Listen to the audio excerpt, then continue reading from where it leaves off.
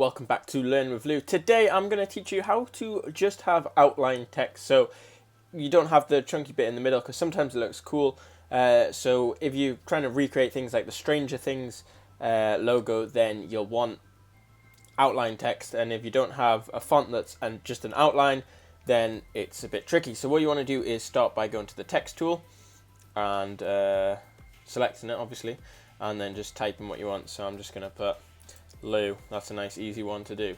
And then what you want to do is highlight it, obviously, to select it. Then you want to press this A button here, character, and then on there you want to go down to where it says decoration, and then click this button, cell stroke, and then from cell stroke you then want to do the width. So let's put on a width of 11, okay, and then your colors there in this corner, as you can see.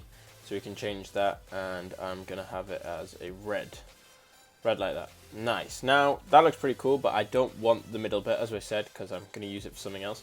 So what you then want to do is go back onto you, highlight the text, and then go to the color button here, and then what you want to do is just turn down the opacity to 0, and boom, there you have highlighted text. And that will end today's tutorial. Thanks for watching, guys, this quick video. If you did enjoy this video or found this video at all helpful, make sure you smash that like button and share it on social media.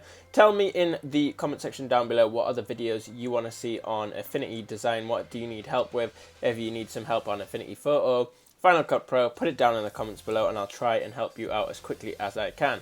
If you're new to the channel, why not click that subscribe button for more tutorials every week, hopefully. Anyway, I've been Learn with Lou. Thanks for watching, and I'll see you soon with another video. Thanks for watching, guys.